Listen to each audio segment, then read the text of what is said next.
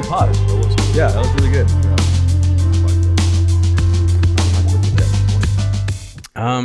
Cool. So welcome back to Life as Believers. As always, my name is Thomas. My name is Ellington. And this is Our Life as Believers. Cool. So we wanted to pick up from last week's episode where we talked about kind of our fitness journey and our lifestyle in sports and like working out and how we got to where we are and kind of that journey. As you said, there was a part 2. We're probably going to be a part 2, part 3, maybe a continuation of this as a series. We may bring on some guests, like either our lifting partners or people from my gym. I don't have lifting partners. I have like groups of people that I work out with. Lifting community. Right. So that'd be cool. Yeah. Yeah. We'll bring in some people like that to kind of give different perspectives. With this being such a big part of our lives, like I feel like we could talk for days. Yeah, truly. A series. Truly, like like a workout series. But today we're kind of going to touch on a little bit of I don't say the drawbacks of working out, but maybe the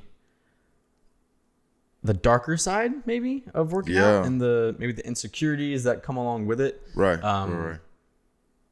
As you guys probably know, if you have worked out at all, like there is this shift in mindset almost of like you work out originally, whether it's like you're intimidated to go to the gym and you don't go to the gym because you're intimidated, but you're intimidated to go to the gym because like it's like this weird thing of like, I'm not in shape enough to go work out and I'm intimidated to go work out because I'm not in shape. Right. Yeah. No, So that's true.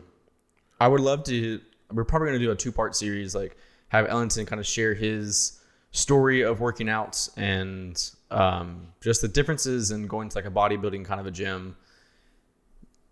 Maybe even touch on some of the cheerleading aspect of that and how like, I don't know really what to call like maybe anxieties or different mindsets inside of like cheerleading, like how that was affected as you went into bodybuilding.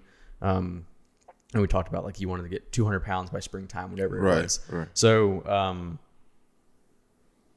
want to touch on that side of working out, whether it's coming from sports into going to the gym, but how it's not always like you go to the gym and you get muscles and we're all happy now. Right. Yeah. That's I think it's really cool because like it's kind of piggybacking off of the conversation last time where you had entertained the thought of possibly running tests or something like that, or I was joking, guys. Okay, but the thing is, there are a lot of people who don't. That's like serious, right? Or at a certain age, some men need to use that as a supplement because their testosterone has gone down over the years for whatever reasons and stuff like that. But like, I personally know people who have cycled on and off performance enhancing drugs. Let's just put it that way. I hate using the word steroid.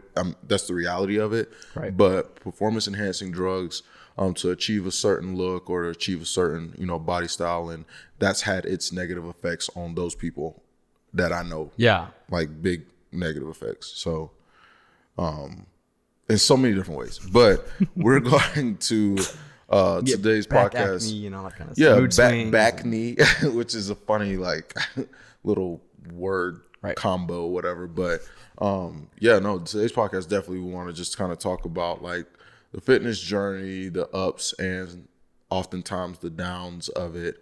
And I'll I don't know, I guess we'll just kind of dive into it.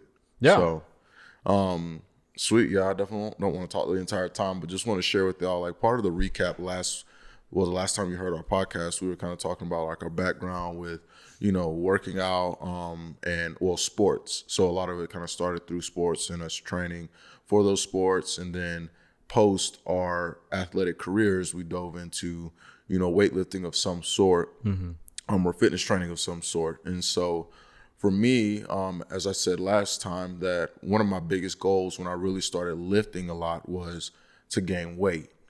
Prior to that, I was just doing calisthenic workouts, which for those of you who may not know what that term is, it's more just body weight, very simple, like push-ups, your pull-ups, your sit-ups, your things that you're using your body weight to achieve fitness as opposed to lifting you know, Yeah.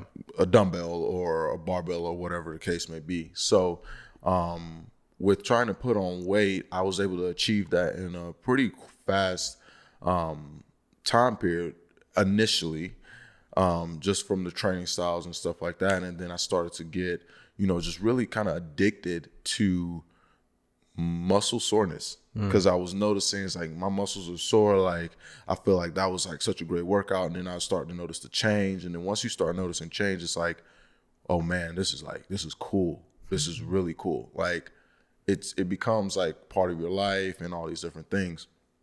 And so going through that first, I'll say, year and a half of stepping into weightlifting and going for PRs and different things like that, I didn't really realize that my body would plateau at a certain point with the same type of training over and not shocking the muscles. So I was doing for a while the same type of thing, and then I was like, dang, I'm not really making much progress now. Like, Interesting. I'm not, like, what happened the first few months when I was trying to put on the weight, I put it on, I got strong, I got really quick. And the reason why is because my body wasn't used to that. So my muscles are like, yo, what is going on? Like, right. They're really like, they're growing at an exponential rate right out the gate because they haven't been used to that type of training. So I'm thinking, if I continue to do the same thing, this is what's going to work. This is what's going to work. And to a point, it will help you sustain. But if you're trying to continue to grow in strength, a lot of times you have to add in, progressive overloading, which is like pretty much, let's say if you were lifting 15 pounds on dumbbell for 8 reps one week, well, the next week, try to add a little bit more weight or whatever. And you could do progressive overloading over time period, or you could do it within the workout. Right. But I didn't really understand that at the time. I'll say for a good solid time after I didn't have my trainer with me.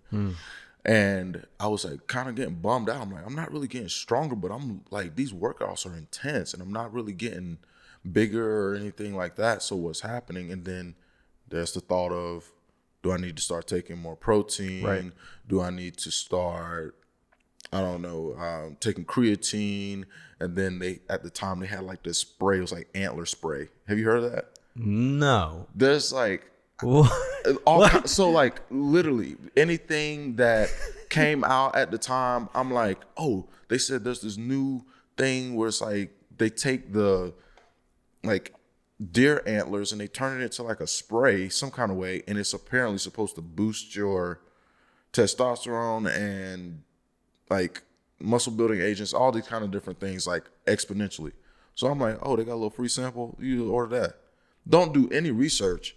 Yeah. So going to it blindly, which is not smart at all, but it's like, oh, clinically proven to produce whatever. And what clinic is that from? Right. It's like, it's not the Mayo Clinic. Yeah. Right. It's like, is that FDA approved? Like, not at all. Not at all. But it's like, you start looking up all these different things because at the end of the day, I didn't have the knowledge to make my muscles grow on a natural base. And so I started getting in my head, I'm like, dang, like I'm going to the gym and I'm killing it, but it's like, I'm not really seeing much change. And so that really messed with my mental for a little bit. Dang. So what was like, I'm so curious. I went through this as well. In high school, I was very small. Like, I think we mentioned before, like the lightest I was in high school was probably 100 pounds, wrestled 103.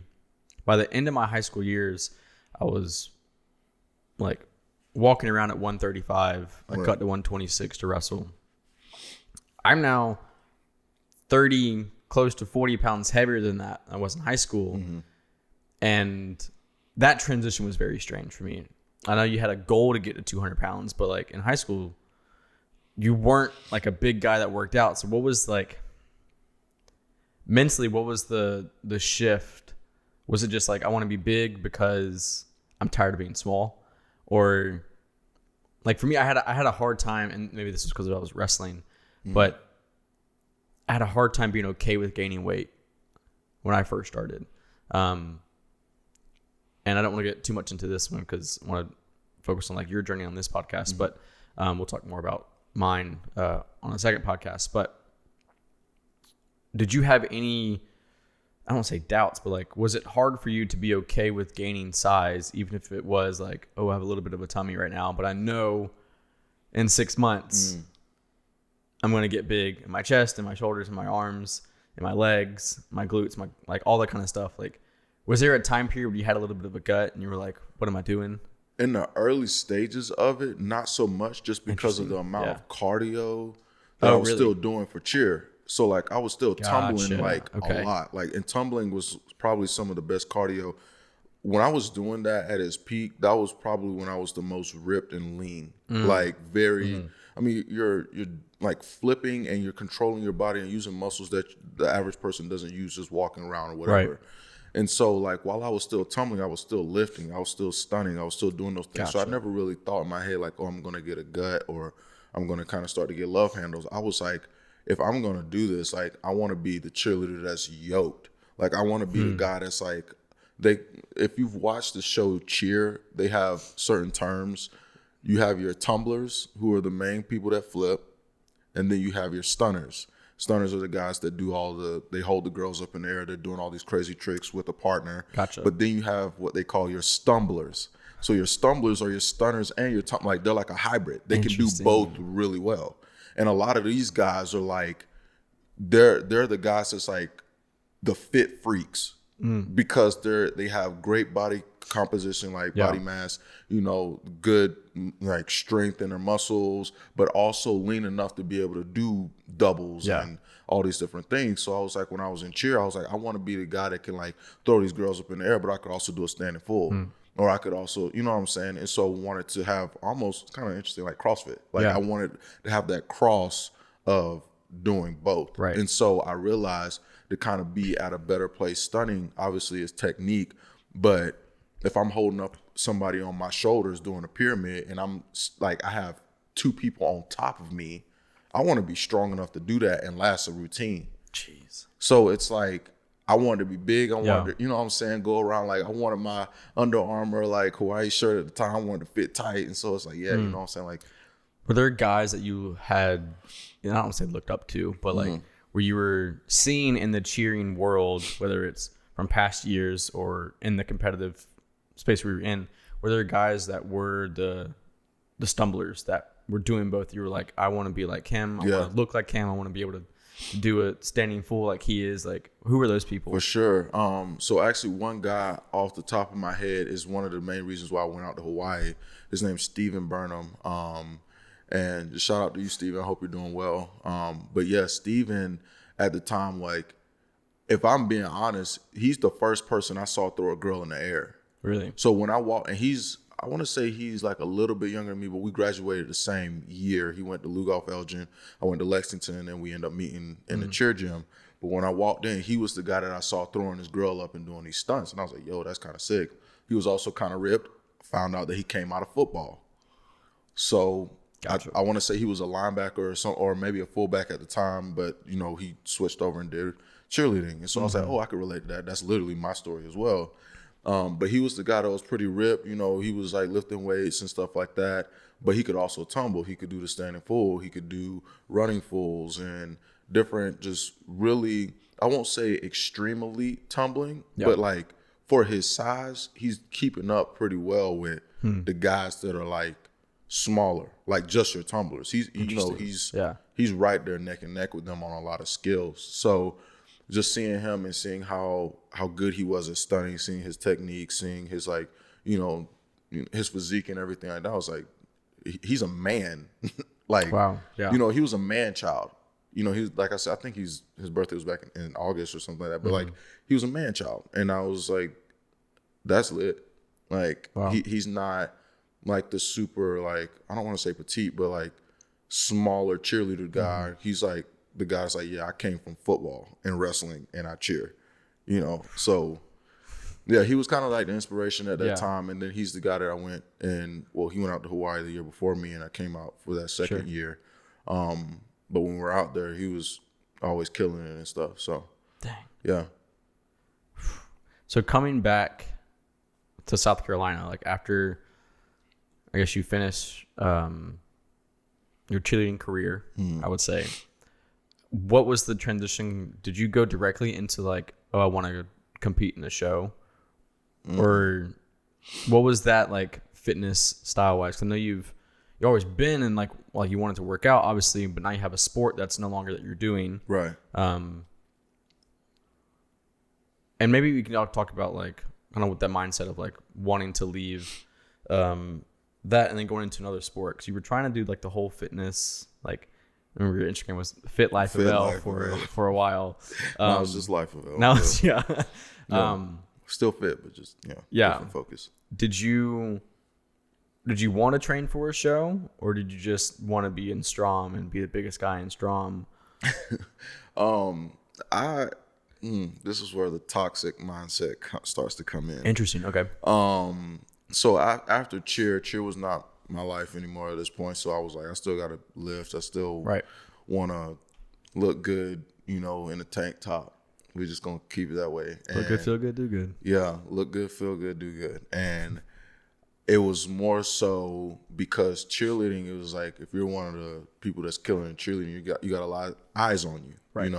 So it's like, it's a competitive sport, but it's like, no, you're doing this for like people are seeing you, and you want to be that person that people sees in cheerleading, and I'm not saying that's for everybody, but a lot of times that is the mindset. You want to be the best. You want the eyes on you. You want to wow the people and all that kind of stuff. And so that to me was my competition. But once I realized, even through IG, this is when I really started kind of pushing IG a lot more. Right. Did the Fit Life of L account. I was, doing some like just working out with some of the cheerleaders and flyers and stuff like that. And I was like, yo, let's make some content. Like, I think this was like honestly around the time where Alpha Elite started. So I'm like, oh, let me get me an Alpha Elite shirt, see if I get sponsored, you know? Right.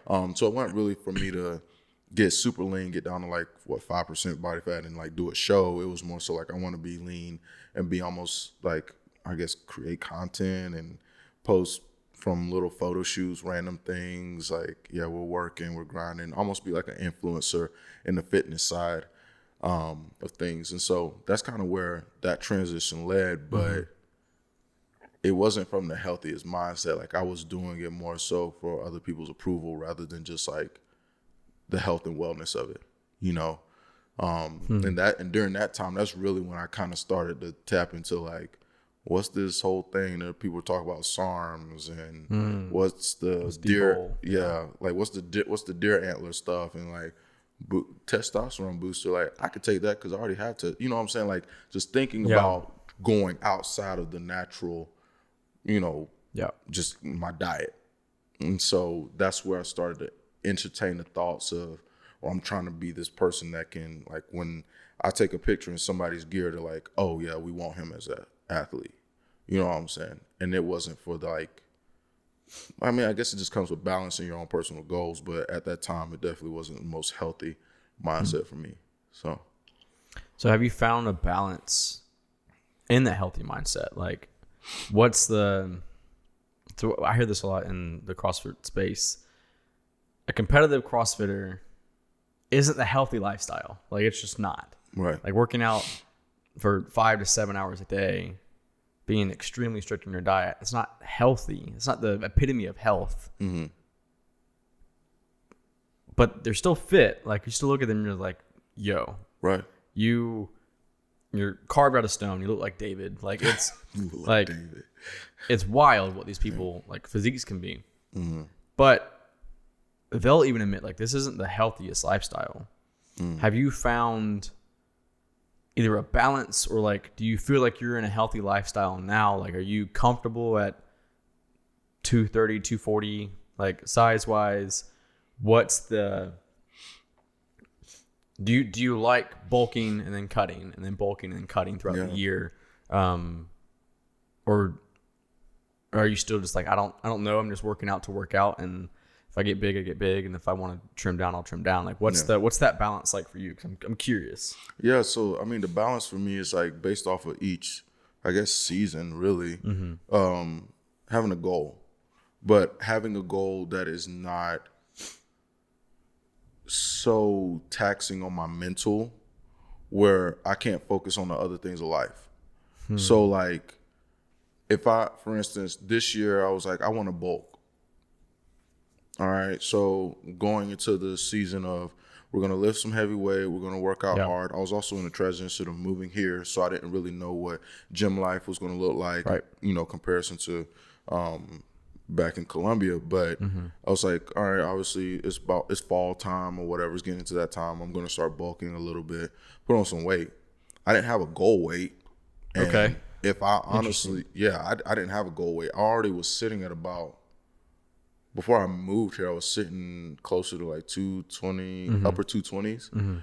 And then, so I wasn't thinking about like, I'm going to do a huge bulk. I'm like, I'm obviously it's bulking season. This is what happens around this time of year.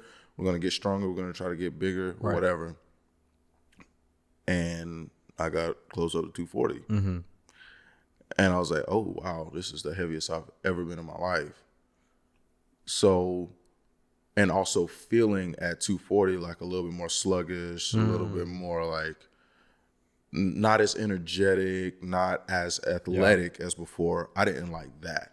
Really? So I recognizing that, and we've had a conversation about like, it's about time for me to like really kind of start cutting back a little bit and, trying to figure out better about eating and all that. Like, I don't like feeling sluggish. I don't like feeling like, because I'm so heavy, I'm just kind of like just like there. I like being able to feel like I'm athletic enough to go out and play ultimate frisbee or go do something that's not a little die bit on a basketball court. Exactly. Like that was a huge reality check for me. Yeah. We like a couple of times, some of the guys from the gym would go, and I think they actually went this morning. I wasn't able to go, but they would go at like 6 o'clock in the morning, go play basketball. I'm like, oh, that'd be good little cardio. I get out there and I'm like, yo, this is beyond me. Like, I don't remember it feeling like this. Interesting. And then feeling like my knees, I'm just like, geez, there's a lot of weight on my joints. Like, I don't like that. I don't like that aspect. And it's like, for me, fitness and balance is about longevity. It's not about right now, for me personally, it's not about I want to have the biggest shoulders and the biggest arms and I want to be muscle bound. And when I walk down the street, I'm cracking sidewalk. Like, I'm not like that doesn't mean anything to me. It's about, how does my body feel? Like, how functional am I as a human being? Yeah. You know what I'm so saying? how does so I don't know what 240 pounds feels like, obviously, on a frame. How did the body feel at that size? Like, even, and we'll get into this on the next podcast, but even when I was at my heaviest, like right around 170, I knew my pull-ups felt so much heavier. Oh, 100%. So at 240, and I know like knees aren't the best. Maybe your shoulders aren't the best. Your back's not the best. Carrying that extra 20 pounds, we'll say 15 pounds. Did you see like push-ups were harder? Bench press was harder because your shoulder would click more, or doing the Stairmaster felt worse because your legs were just heavier. Like what was, and then like mentally, how did that feel? Because that's got to be. No, it definitely. Well, man, we dive deep into this. So I will say, the heavier the weight that I've been at, the heavier weight I've been able to push in the gym. Okay. So now this is not for everybody. I'm just saying, based off of like the way that I train, being at a heavier weight, I've noticed that, even though my joints feel a little bit different, like strength wise, my strength is much higher, much higher when it comes down to, let's say, like your conventional deadlift, squatting, bench pressing. Like, having those extra pounds for me has been beneficial with the amount of weight I've been able to push. Right. Now, when it comes down to the cardio aspect of like me running up and down a basketball court, I feel heavy. I feel heavy, and I don't feel, and part of it's because I haven't been doing that alongside of the weightlifting. Sure. It's been just weightlifting, and then, every blue moon is like, here I go, and I'm about to go run up and down a basketball court, and my body's like, bro, we don't do this no more. It's like, Like we let that go a while ago. You lift weights, stay in your lane type of thing. That's how my body like talks to me, especially the next day after. But in the sense of like doing pull-ups, I feel stronger and more controlled in my pull-ups, but I can't crank out as many because I'm like, that's a lot of weight I'm having to pull out using just my mostly. I mean, when you do a correct pull-up, your back is supposed to be engaged. A lot of people use their arms mostly, but that's another topic for another day. Biceps. Arms every day type energy. But I feel like there's been good sides to it and bad sides. And I think if I had been training a lot more with the athletic like style of it or the cardio aspect of it while lifting, my joints wouldn't feel as bad. And on top of that, recovery is huge. I'm a night owl, and many nights I can be going to bed at 4:00 in the morning doing music. That's not night. I'm going to bed in the morning the next day. Yeah, sometimes the sun's coming up, and I'm just now laying down. So that doing like intense training like that, and then not getting your proper rest, not hydrating enough, that also plays a factor in it. Which I've gotten a lot better about going to bed much earlier now. But it definitely has affected like my IT band is toast. Like my knees, like the tendonitis in my knees, I have to make sure that I'm really stretching more now. And now, do you think that's from years of lifting and we're not getting any younger and just like time, or do you think that is the compounding carrying 240 for 2 months and your hips and your knees and your ankles are just like, come on, man, I'm not, this is what you're supposed to be at. Like, what, or is it a combination of both? I think it's definitely a combination of both. Okay. I think it's the fact that like when we were younger, we wouldn't warm up, we just go out there and do it. And it's like, at the time, we didn't have any problems with it. It was just like we get up, we go. You know what I'm saying? Like, you don't have to put any WD-40 on the stuff. But like now, it's like when we get ready to do a leg day, Sage. I'm talking to you. I like to warm up before I get into my leg day. I don't like just hopping on the squat rack because I'm like, my hips are tight. Yeah. Like, I like to warm up on everything, period, now. Like, he called you out during that text change. Yeah. It's all right. Elle's going to be warming up for 45 minutes. Yeah, I'm like, bro, like, yes, I'm going to warm up because the thing is, I need that for a good, proper lift and to honestly, like, make sure that I'm not injuring myself. Like, at this stage of life, I'm not. When you injure, and it sounds like I'm so much older than I am. I'm about to be 28, but you can still notice the changes in your body from 21 to 28. And that's a big difference too. It's a huge difference, mentally and physically. Right. And so now I'm like, I need to be more mindful of, okay, let me do my dynamic stretches in the beginning of my workout. Let me do a warm-up set or two, depending on what I'm doing. And then let's then get into my working set. So I'm reducing that, I guess, chance of injury. Because the recovery time takes longer these days than it did before. Right.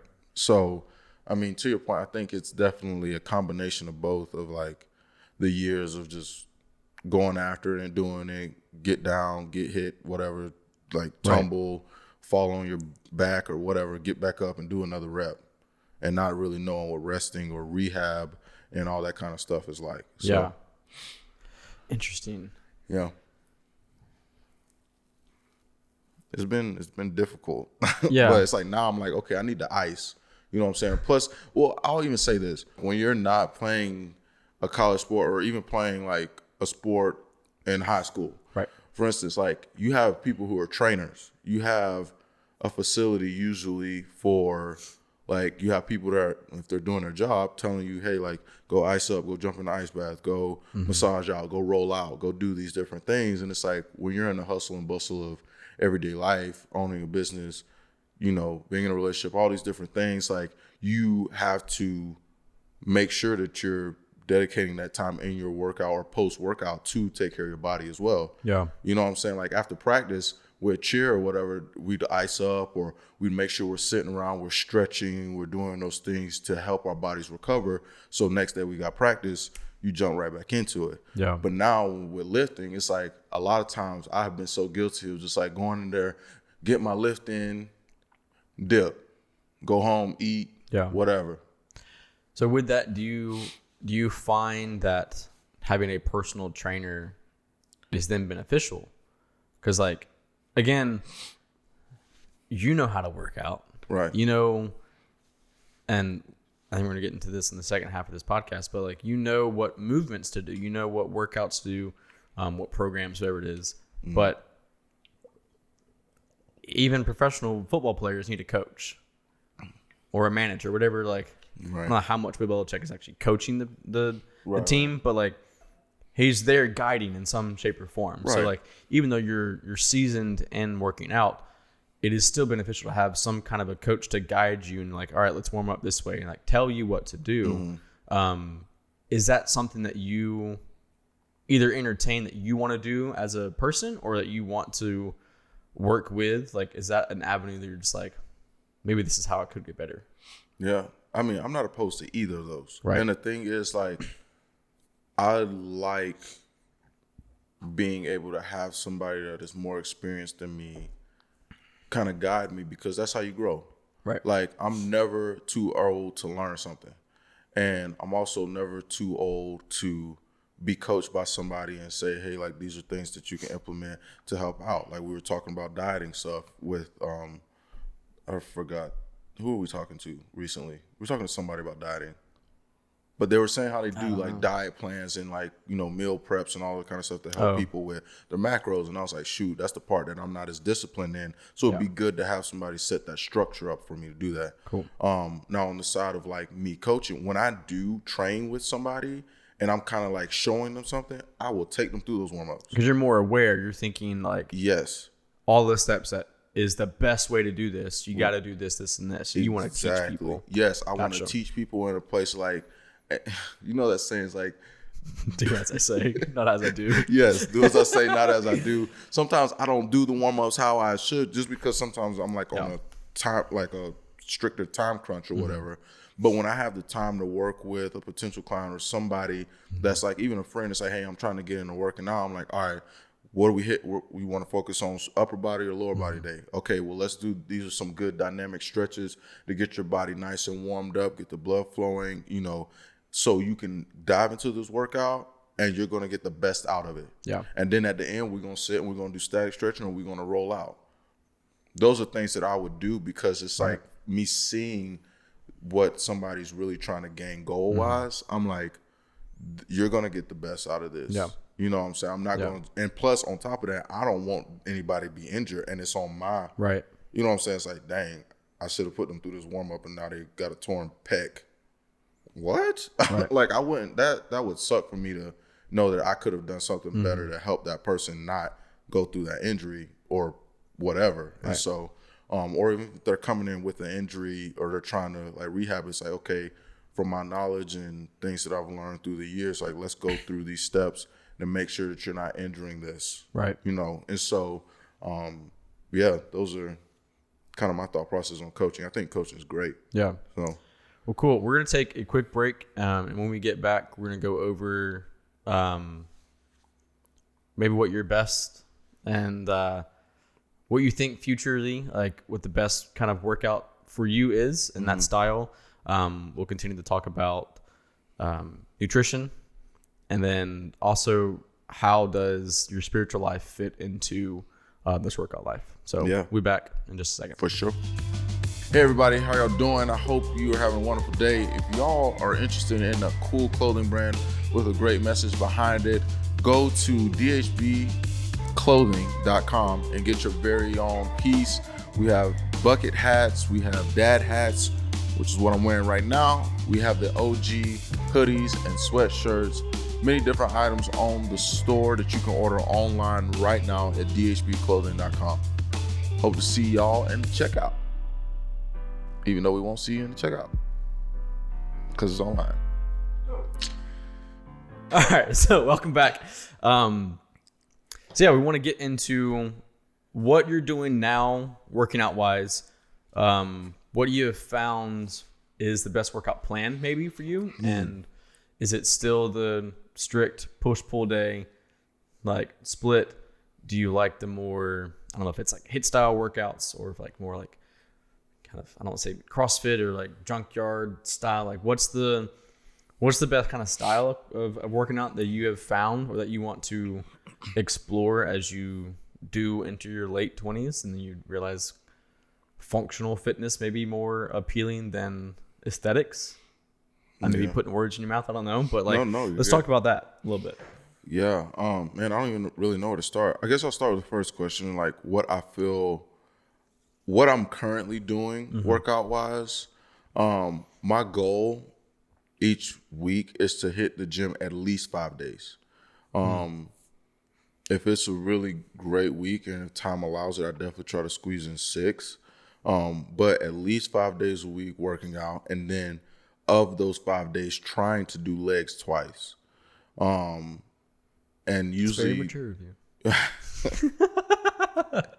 Well, I just had this conversation with a guy in the gym yesterday. Actually, he was I just met him yesterday, and if you're watching this, forgive me, I forgot your name, but I remember your face. If I see you, definitely will say what's up. But anyways, he was like, man, y'all hitting legs again today?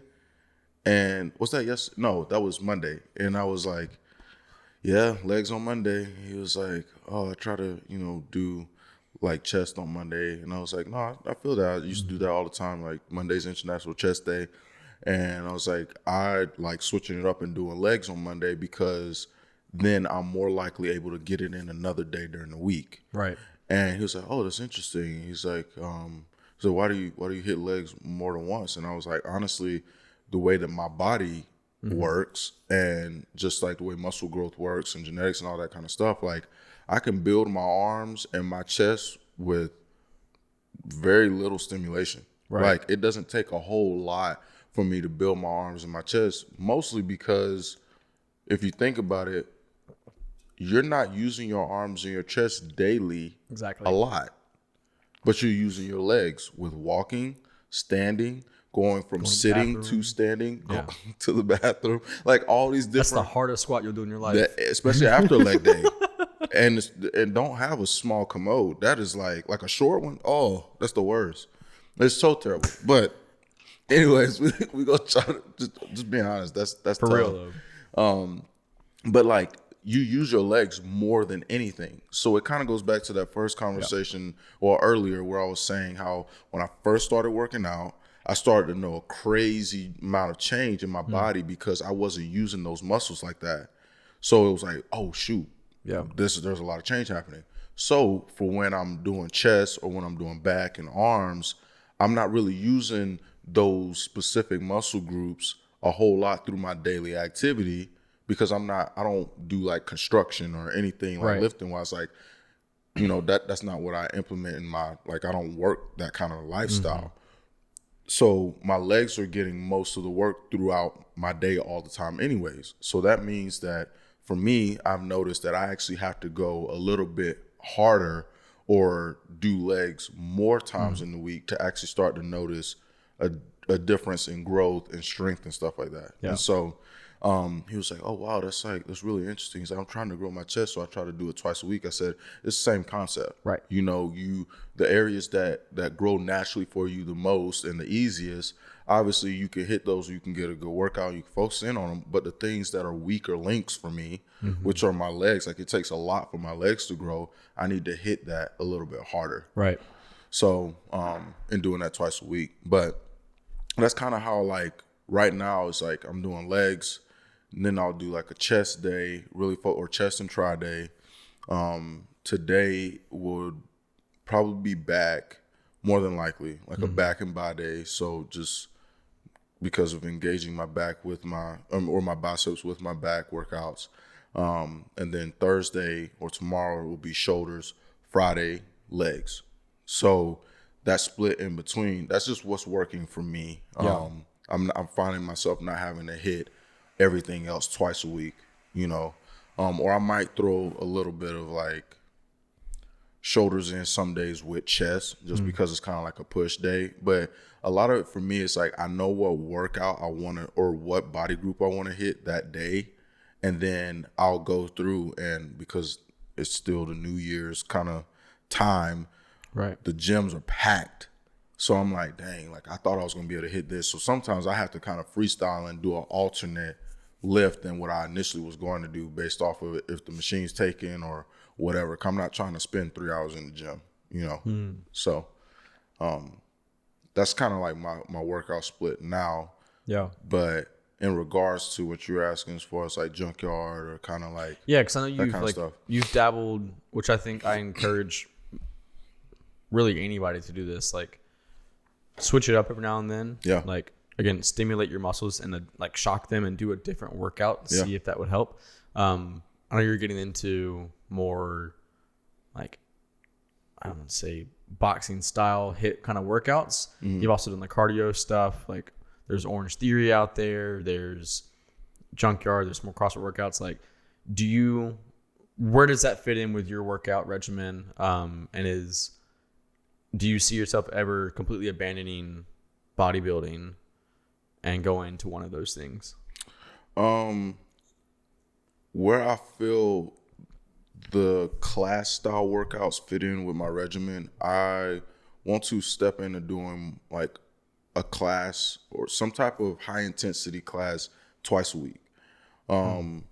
Because that for me, doing that cardio aspect with not so much lifting, the lifting part is the easy part for me. Like I can go do that in the gym and not really like overthink it or anything like that, because just like the years of doing it. But the discipline and I guess structure of a class to do cardio hit style is what I need to, in this stage, kind of cut back on the weight. And so like recently I've taken a couple rock box classes.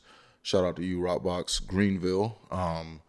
They're really great staff over there, great coaching, and honestly, they make cardio fun.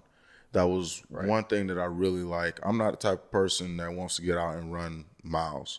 No hit on anybody that does that. If that's your style of cardio, like do what works for you. You said that's just not really my vibe. It's never really been my vibe, even when I wasn't almost 40, whatever. The long distance running never has been my vibe. I've always kind of liked the short sprint type of, the high intensity interval training. And so doing rock box has been really fun because I'm like, I kind of low-key feel like I'm Creed. I'm out here, I'm like going in on the bag, I'm like hitting it, you know what I'm saying? Like and they're teaching some technique. I'm keeping my guard up and like, it's fun.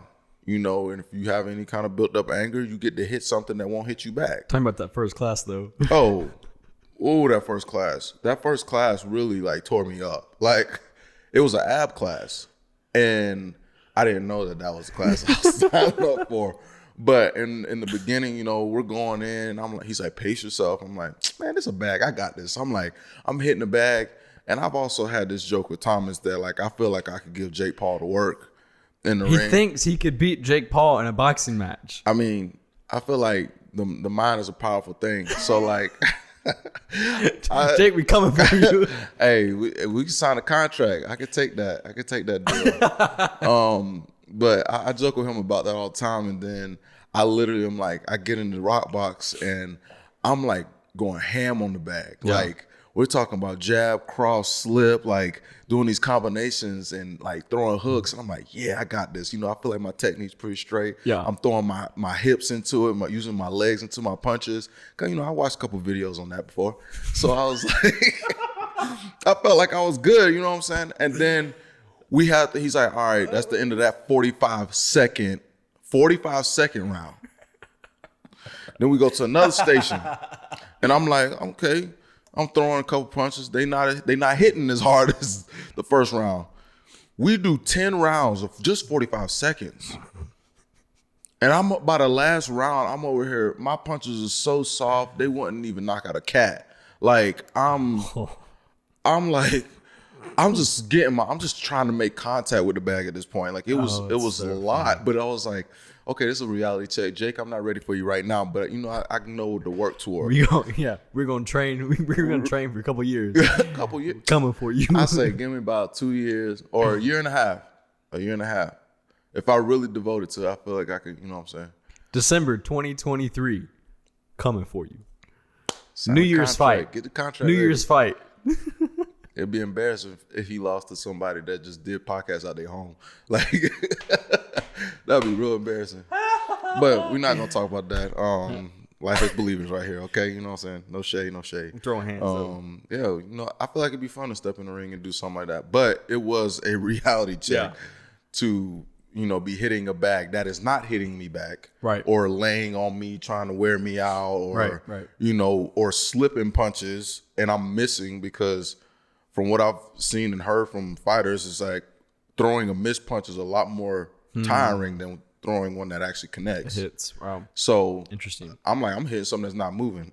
So it's a whole nother aspect to it. But then going from that into ab rounds and all that kind of stuff. And then going back into the punching at the end, I was like, yo, this is crazy. But it was something that was fun for me, and I was glad I did it. It was a different style of workout. It actually pushed me past like my comforts or out of my comfort zone, which was really good because my comfort zone is going to Court 24 and lifting some weight. Right. And so just implementing that cardio aspect to some degree was like really, really cool and fresh for me. So I'm sure you've seen like the UFC fights and that kind of stuff. Have you ever thought about doing like jujitsu or like wrestling classes or anything like that? Nah. Nah. I will say this. I'll tell y'all this kind of funny story. You may think it's funny. I thought it was hilarious, but when I was in high school, this was like my first year in All-Star Cheer. I was like really huge in the UFC. Like I want to say back then, this was like when Rashad Evans was fighting. Yeah.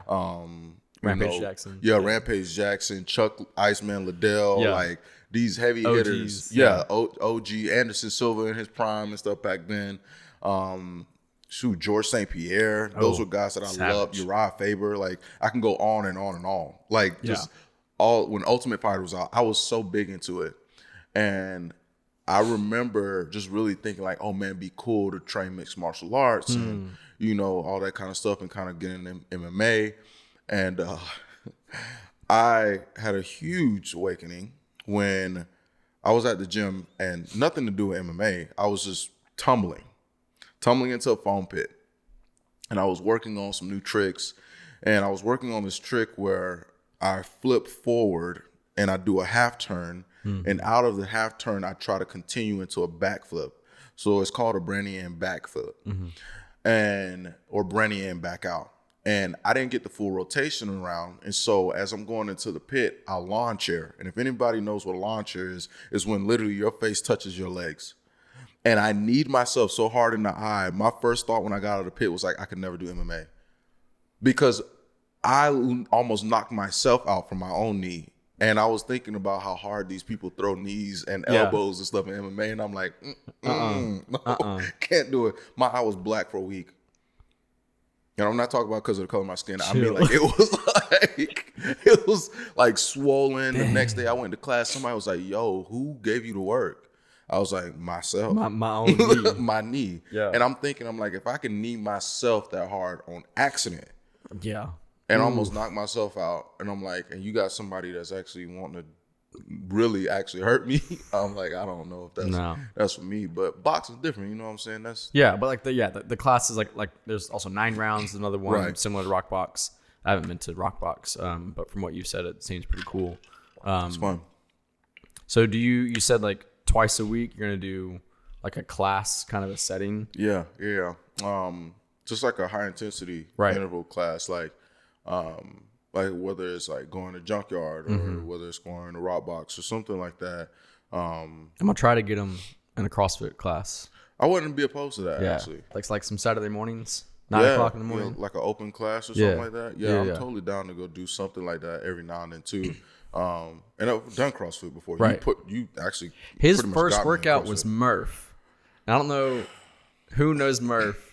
We're gonna talk about this and was terrible. My podcasts about working out, but Yeah. Murph is that 1 mile run, 100 pull-ups, 200 Push-ups, right. 300 air squats, and then another mile run. You're supposed to do that with like a 20-pound weight vest because it's supposed to emulate like a fallen service member. And then it's Michael Murphy. He wore obviously his his gear, to be in the military, and would do this workout often. So it's like a memorable workout, but that was probably one of your first one, if not the first CrossFit workout you did. Yeah. And you finished it, which was impressive as all get out because you don't know how to kip pull-ups. I learned quick. Yeah. I learned very fast. You did your first like 5 or 10 normal strict pull-ups. Yeah. It's like, oh boy. Well, I was seeing how fast everybody else was getting their pull-ups done. I'm like, I don't know what that is. It looks like they're like butterflying, and which is the butterfly. And I was like, I'm gonna just try that because I can't do 100 just strict pull-ups. No. And it's tough. It's tough. My lats were on fire.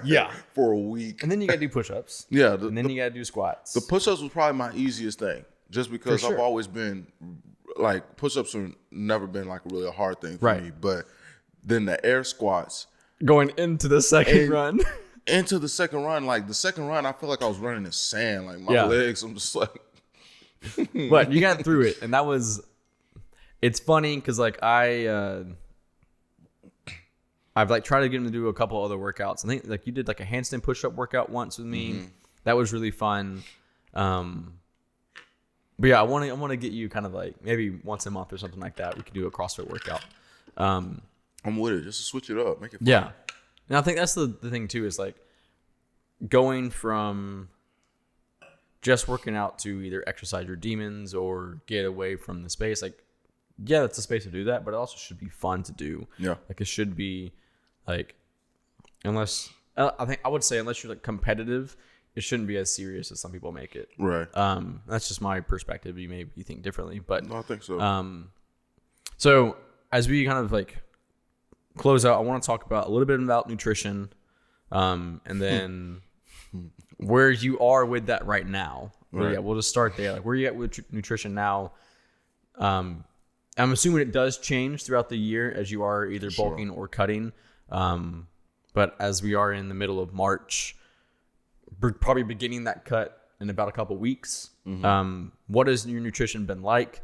Do you count your macros, or is it mainly, I know I should eat carbs, some fats, a decent amount of protein, and you just like eyeball it? Or what's been your perspective and take on that kind of nutrition stuff? For sure, I feel like it's funny that this is a question too, because I actually just had this conversation with somebody the other day. Mm-hmm.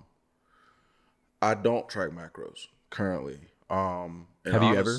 I have. Okay. I have before. I would say that was when I was tracking macros. That was back when I was really trying to push the fitness page and all that kind of stuff. And like when I was really in the mindset of like, I can't eat this. I can't eat this at this time, or I shouldn't eat at past this time, or whatever. I don't stick to a strict diet. It's more so I try to cook things that are healthy. So what does that look like to you? What is like cooking things that are healthy? Because I know a lot of people either don't know how to cook or don't know what to cook, or are just very new in this space of not going out and buying food every single day. Right, for sure. Well, I mean, for me, cooking things that are healthy is like, well, I did make fried chicken not that long ago, but that could still be relatively healthy though, right? I guess depending on the type of oil you use as well. And I'll just say it this way. I try to stick to my lean meats. I hate saying it, sounding so cliche. Mm-hmm. My lean meats, my fruits, my carbs, and implement veggies. So like for me, it's nothing for me to like just go get a couple packs of like the frozen green beans or asparagus and stuff like that, like the steam fresh stuff. Mm-hmm. Pop those in the microwave, make like, I haven't had sweet potatoes here in a while, but like make like some rice, and have maybe a pan-seared chicken. Or recently I bought turkey or ground turkey. So like those are very lean meats. And what I mean by that is like there's not a lot of fat percentage right. to the meat. Now beef usually does contain more fat, but you could get very lean ground beef. 97.3. Yeah, and it's like it does not taste the same, but it's healthier for you if the fat portion is something that you're trying to cut out. For me, I'm no nutritionist, so there's probably a lot of people who may listen to this and be like, he doesn't know what he's talking about, but it all goes down to like what works for you. Right. And for me, knowing that, okay, I need to cut back on my sodium intake. I don't need to be like drowning my chicken in salt or my eggs in salt or whatever it is. Like I need to cut back on that. Or if I'm using butter, using like unsalted butter, or you know what I'm saying, just like trying to make little changes here. A lot of times little changes go a long way. And so I don't try to get in here and just be like, I'm just gonna eat kale and chips, or kale chips, or like kale and like, I don't know, just like rabbit food. I'm not gonna do that because like, and no hit on anybody who does that. He said, there's a verse in Romans that talks about that. We can dive into that too. This is Life as Believers. So Romans 14, look it up. No hit on what you eat. He said, look it up. Romans 4. He dropped that quick. Literally just read that last week. Right, there you go. We all in Romans too, so that's good. Yeah. That's good. Implementing that in conversation now. I love that.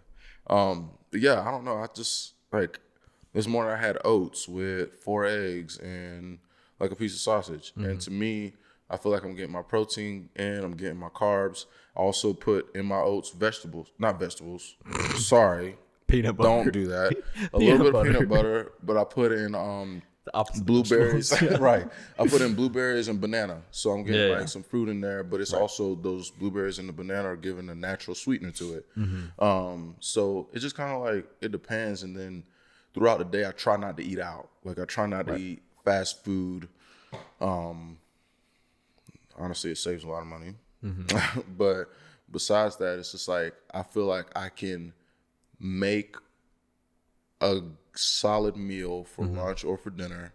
And honestly, it's down to the thing we talked about this. You loosely talked about portion control. Knowing just because I have made a lot of food for like whatever meal prep, don't mean I have to eat it all in one sitting. Like let it stretch. So like, let me just have a little bit of my potatoes that I make. Maybe have a few of these pieces of chicken and then have my vegetables and then try to stretch that out. So like portion control, I think is one of the things that's helped me a lot more in the, I guess nutrition side of it. So as you are beginning to cut, I know you and Sage and I don't know if Jeremy is cutting this year or not. Jeremy's always cut. He's so yeah, it's wild. He looks like an action figure. Like he's like, shut up. Yeah, that's my dog. Are you changing anything specifically in your diet when you're going into this cut, or is it more of like just cognitively thinking more cardio, maybe eat less chocolate chip cookies and brownies that we make at the house because I'm a fatty at heart? Is it that, or is it like I'm changing my entire diet? Not changing my entire diet. It's more so just being a little bit more mindful in certain areas. So like I still want to enjoy life and I want to enjoy food, but I don't want my diet to control my life, if that makes sense.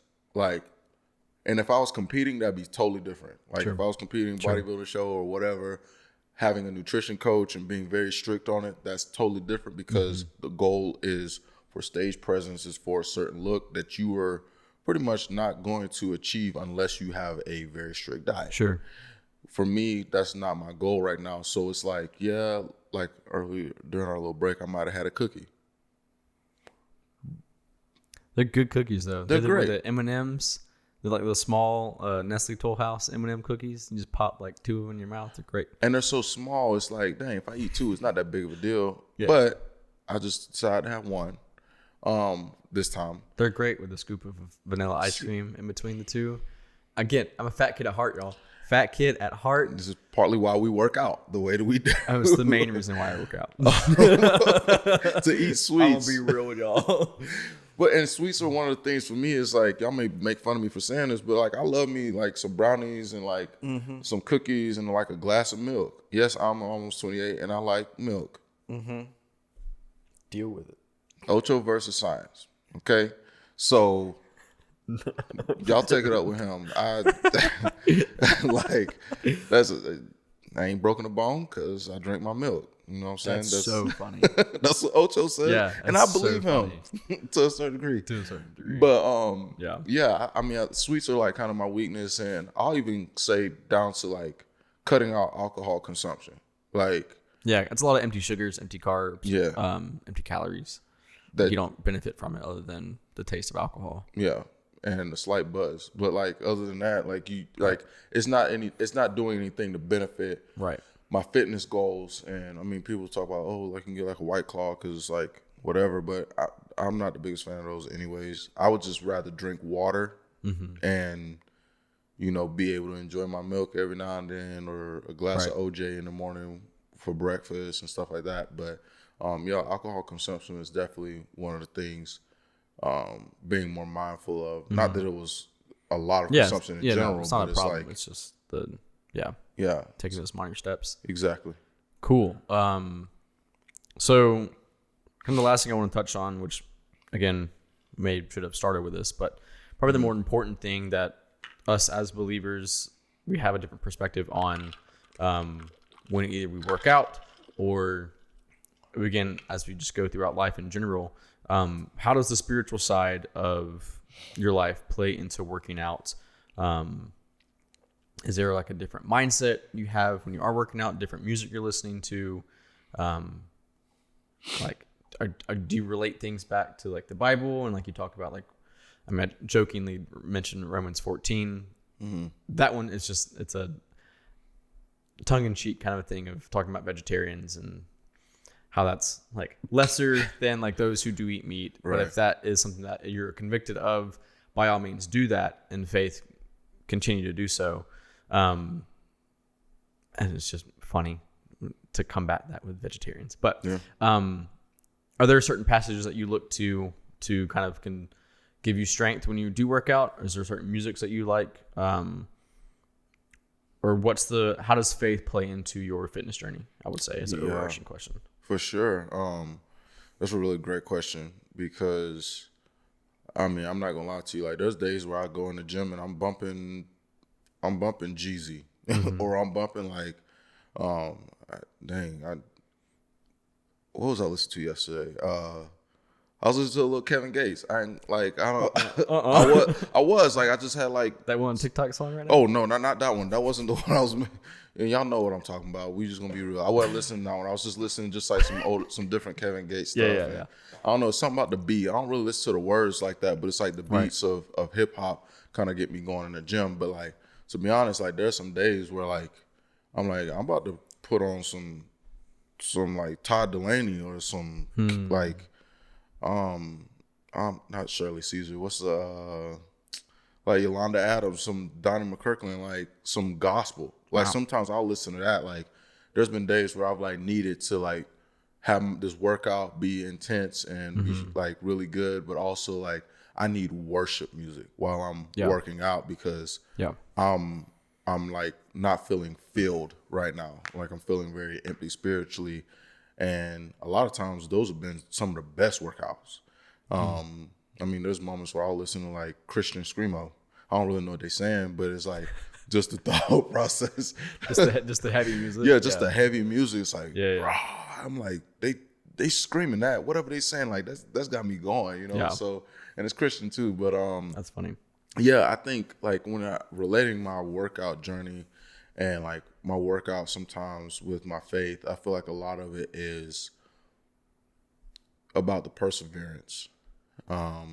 It's about the consistency and the discipline.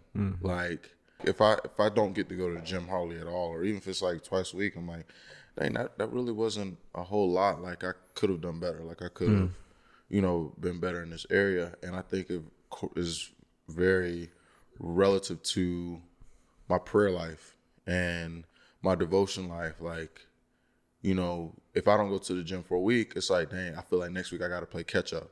And I know that's not the case in a relationship with the Lord where you got to play catch up because like he loves you regardless. But I feel like there are days where I know I need the devotion. Right. I mean, I can use it all the time, but there are days where I feel like, no, I really need this and I don't need to miss this because there's something that the Lord has for me in this. And I relate that sometimes to the gym. It's like there's days where whether I'm going through something mentally or whatever it is, it's like, no, I need this place to grow, but also to release, anything. And so that's what my prayer life is like. And knowing that at the end of the day, going to the gym is going to make me better. Getting in the word, having prayer time, having devotion time, it's going to make me better. Yeah. It's going to bring me, my relationship with the Lord is going to, I feel like just grow, and it allows me to actually like release anything that I've had just kind of built up in me, whether there's moments of like the Lord's whispering, hey, you need to forgive this person. We talked about this the other day. Or like, hey, like there's some things that I may be struggling with that I need to turn over to the Lord, And so it's that moment of choosing to do so rather than skip that. That's how I relate it to the gym. And also it's cool too, when it goes back to what we initially were talking about earlier, is that when you get in the gym and you start to see the growth and the change, it's addicting.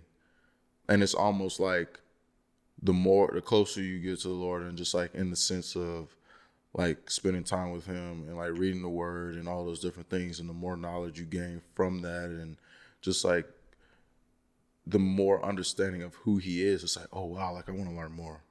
You know what I'm saying? It can become addicting too. And it's not a bad way of saying that, but that's the best way I can describe it.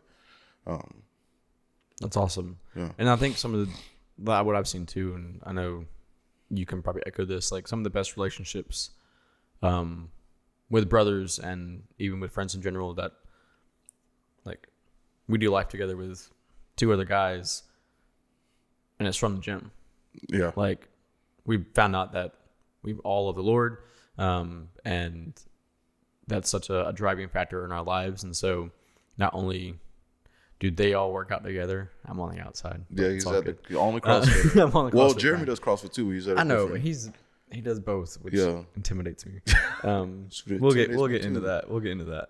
He's gonna have to come on the podcast. Yeah. Yes. For sure. And Sage. Yes. But they've been great relationships. And I would say keeps us accountable too, especially in the gym too. Like for sure. Yeah. The gym can be distracting. And when you have your brothers there that are like, no, we're in here for a reason. Like we're going to get after this, and like we're going to stay focused on working out. We're not here for the external distractions. Like that's huge too. And just the accountability part of it. And then the friendship side of it as well. Like that's a great, I mean, it can happen in any really other environment, but I think in the gym, like when you suffer together, when you like iron sharpening iron, like truly you're in there, you're both, or all of you guys are like getting after it, and like are in this place to help build each other up. Like I think it's a really cool depiction of what the gospel like looks like. Yeah.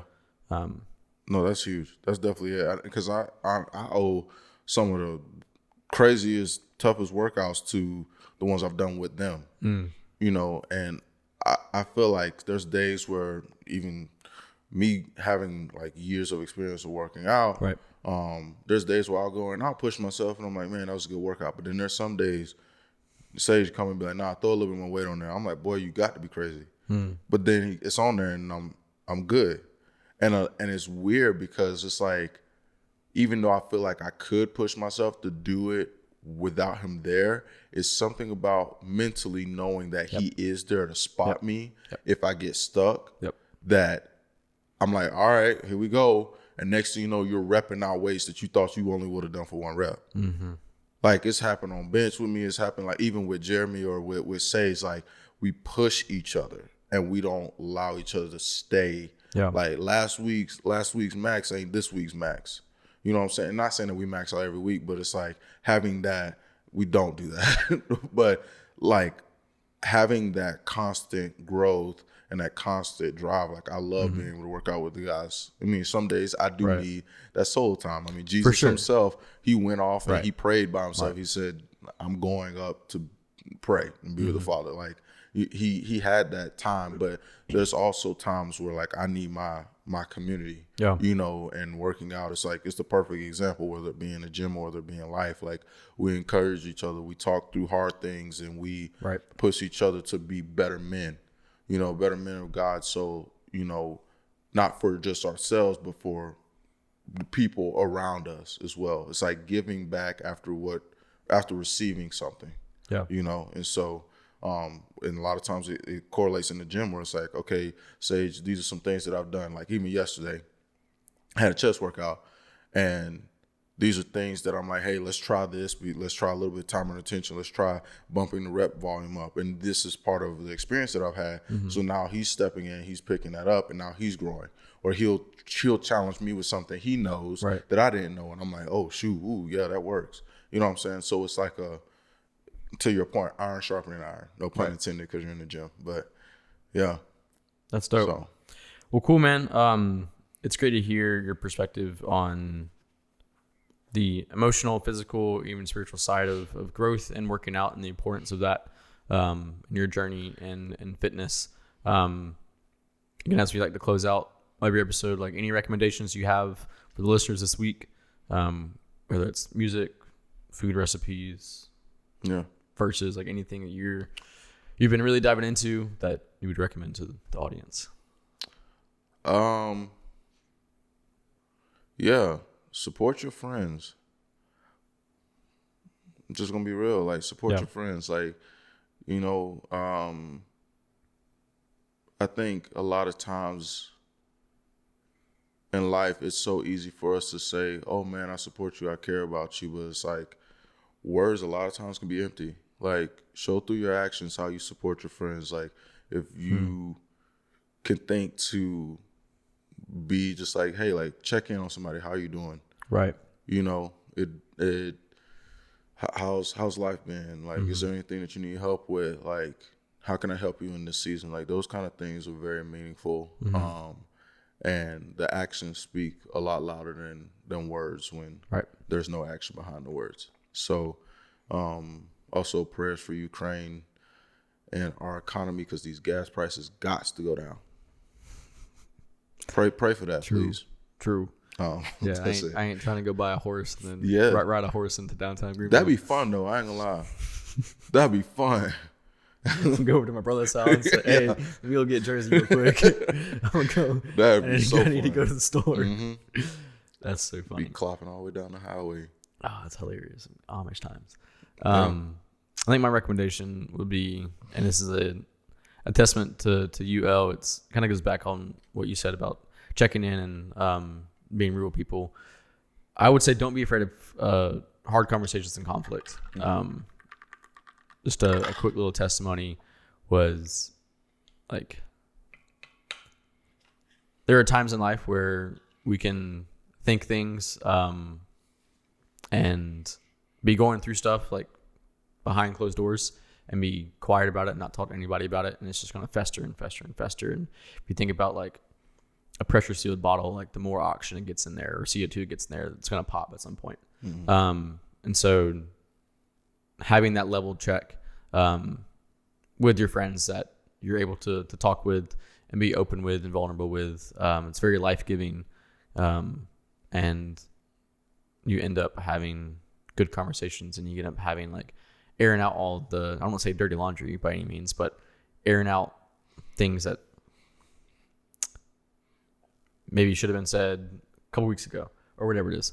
And having that open communication with friends, with coworkers, with family members, that's huge. And it breeds, I would say, probably the best relationships. So be vulnerable. Yeah. Try it out.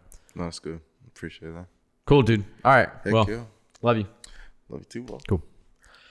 Bye. Signing off.